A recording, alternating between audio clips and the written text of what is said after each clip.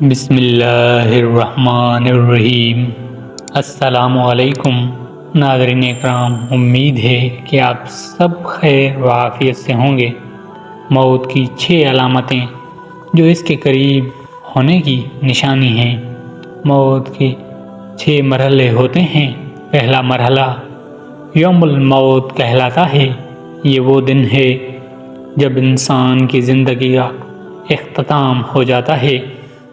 اس دن اللہ تعالیٰ فرشتوں کو حکم دیتا ہے کہ وہ زمین پر جائیں اور انسان کی روح قبض کرے تاکہ اسے اپنے رب سے ملاقات کے لیے تیار کیا جا سکے۔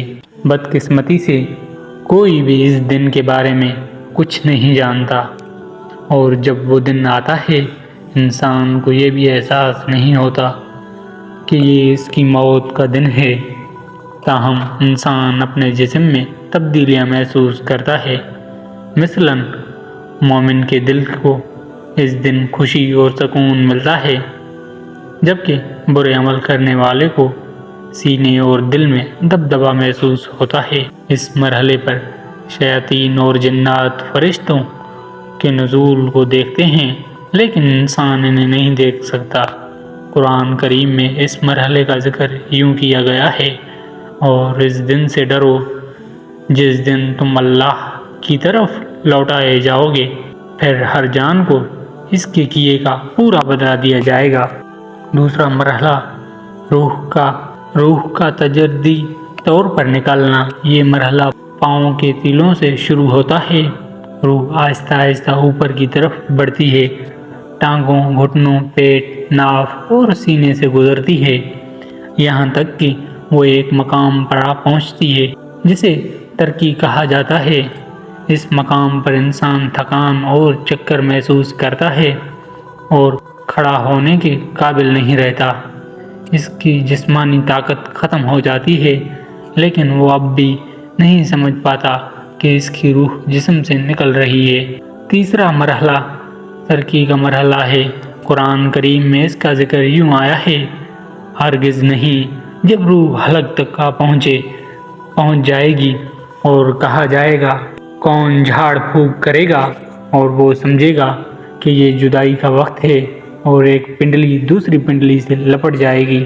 ترقی حلق کے نیچے کے 2 ہڈیوں کو کہا جاتا ہے جو کندھوں تک پھیلتی ہے۔ یہ وہ وقت ہوتا ہے جب لوگ ڈاکٹر یا ایمبولینس بلانے یا قرآن پڑھنے کی بات کرتے ہیں، لیکن انسان ابھی بھی زندگی کی امید رکھتا ہے۔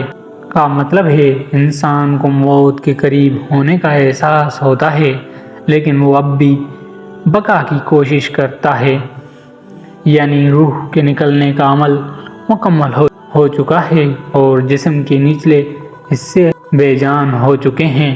چوتھا مرحلہ القوم کا مرحلہ ہے۔ یہ موت کا آخری مرحلہ ہے جو انسان کے لیے انتہائی مشکل ہوتا ہے، کیونکہ اس کے سامنے پردے ہٹا دیے جاتے ہیں اور وہ اپنے ارد گرد موجودہ فرشتوں کو دیکھتا ہے۔ یہاں سے انسان آخرت کو دیکھنا شروع کرتا ہے۔ ہم نے تمہاری آنکھ سے پردہ ہٹا دیا، آج تمہاری نظر تیز ہے۔ قرآن میں اللہ تعالیٰ فرماتا ہے: پھر کیوں نہیں جب روح حلق تک پہنچ جائے اور تم اس وقت دیکھ رہے ہو اور ہم تم سے زیادہ قریب ہیں، لیکن تم دیکھ نہیں سکتے۔ یہ وہ وقت ہے جب انسان اللہ کی رحمت سے یا غضب دیکھتا ہے۔ وہ اپنی زندگی کے اعمال کو اپنی نظروں کے سامنے گزارتا ہوا دیکھتا ہے اور شیطان اسے گمراہ کرنے کی آخری کوشش کرتا ہے۔ قرآن کہتا ہے: اور کہو اے میرے پروردگار، میں شیطانوں کے وسوسوں سے تیری پناہ مانگتا ہوں اور اس سے بھی کہ وہ میرے پاس آئیں۔ پانچواں مرحلہ ملک الموت کا داخل۔ یہ مرحلہ وہ ہے جہاں انسان کو معلوم ہو جاتا ہے کہ وہ رحمت والوں میں سے ہے یا عذاب والوں میں سے۔ اللہ تعالیٰ فرماتا ہے: اور جن کے روح فرشتے سختی سے نکالتے ہیں ان کے چہروں اور پشت پر مارتے ہیں۔ اگر انسان مومن ہے تو اس کی روح نرمی سے نکلتی ہے، جیسے پانی کا قطرہ مشکیزے سے نکلتا ہے۔ اللہ تعالیٰ فرماتا ہے: اے اطمینان والی روح، اپنے رب کی طرف لوٹ، راضی اور مرضی اور میرے بندوں میں شامل ہو جا اور میری جنت میں داخل ہو جا۔ چھٹا اور آخری مرحلہ یہ مرحلہ وہ ہے جب انسان کی روح مکمل طور پر جسم سے نکل جاتی ہے۔ اگر وہ گناہ گار ہے تو کہتا ہے، اے میرے رب مجھے واپس بھیج دے تاکہ میں نیک عمل کر سکوں، لیکن اللہ فرماتا ہے ہرگز نہیں، یہ صرف ایک بات ہے کہہ رہا ہے اور ان کے پیچھے ایک پردہ ہے قیامت کے دن کا، اور موت کی سختی حق کے ساتھ آئے گی، یہی وہ ہے جسے تم بھاگتے تھے۔ یہاں مومن کے لیے جنت کی بشارت ہے جبکہ گناہ گار کے لیے عذاب کی وعید۔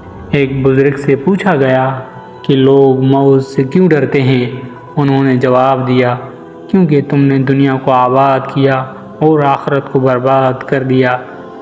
اللہ تعالیٰ سے دعا ہے کہ اللہ تعالیٰ ہمیں موت کی سختی سے بچائے اور اپنے نبی کریم صلی اللہ علیہ وسلم کے طریقے پر زندگی گزارنے کی توفیق عطا فرمائے، آمین۔